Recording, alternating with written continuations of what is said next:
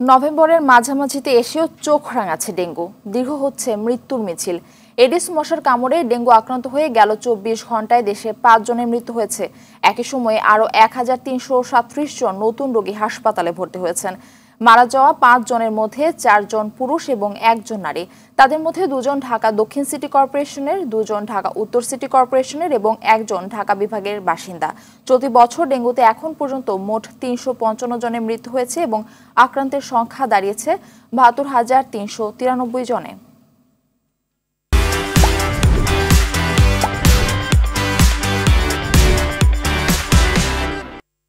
দর্শক, এই মুহূর্তে ডিএনসিসি ডেডিকেটেড হাসপাতাল থেকে আমাদের সঙ্গে সরাসরি যুক্ত হচ্ছেন সহকর্মী সাকিবুর রহমান। আর সাকিব, নভেম্বরের মাঝামাঝি চলে এসেছে, এই মুহূর্তে কিন্তু ডেঙ্গুর প্রকোপ কমার কথা, তার পরিবর্তে নিত্য নতুন ভ্যারিয়েন্ট দেখা যাচ্ছে। এই বিষয়ে চিকিৎসকরা কি বলছেন জানাবেন।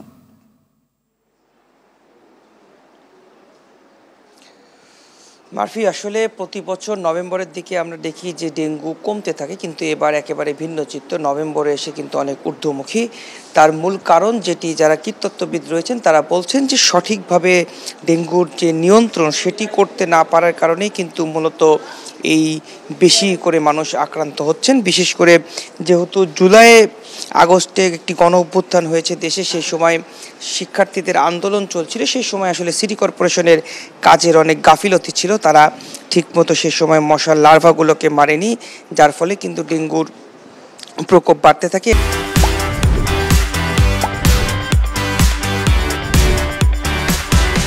এবং আমরা দেখেছি যে এই নভেম্বর মাসেও কিন্তু বৃষ্টি হয়েছে। বৃষ্টি যত হবে ডেঙ্গুর প্রকোপ তত বাড়বে, এমনটি কিন্তু বারে বারে বলে আসা হয়। জমা পানিকে তারা পরিষ্কার করার কথা বলেন। মানুষের মধ্যে সচেতনতার কিছুটা অভাব রয়েছে, যার ফলে কিন্তু ডেঙ্গুর এতটা প্রকোপ আমরা দেখতে পাচ্ছি। পাশাপাশি ডেঙ্গুর সঙ্গে কিন্তু চিকুনগুনিয়াও দেখা দিয়েছে।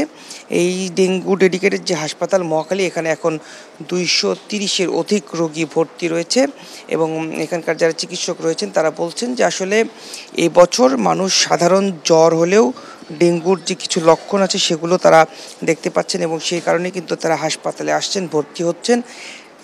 শুধুমাত্র ঢাকা সিটি কর্পোরেশনের নয়, সারা দেশ থেকে রোগী এখানে আসছেন। সরকারি যে হাসপাতালগুলো রয়েছে সেখানকে অনেক রোগীকেই কিন্তু এখানে ফেরত পাঠিয়ে দেওয়া হচ্ছে, সেই কথাটিও তারা বলেছেন। সব মিলিয়ে বলা চলে যে কীটতত্ত্ববিদ যারা রয়েছেন তাদের যে বিভিন্ন জায়গার যে সার্ভে, সেই সার্ভে রিপোর্ট অনুযায়ী শুধু নভেম্বর না ডিসেম্বর পর্যন্ত ডেঙ্গু বাড়তে পারে, এমনটি তারা আশঙ্কা করছেন। এবং সিটি কর্পোরেশন এখন যেহেতু বৃষ্টি কমে আসছে, উড়ন্ত মশা বাড়বে, সেটিকে মারার বিষয়ে বেশি তাগিদ দিচ্ছেন। ঠিকমতো যদি মশা না বাড়া যায় তাহলে কিন্তু ডিসেম্বরেও এর প্রকোপ থাকতে পারে, এমনটি তারা জানিয়েছেন। তো এই ছিল আমার কাছে হাসপাতাল থেকে সর্বশেষ। মারফি, ধন্যবাদ আপনাকে।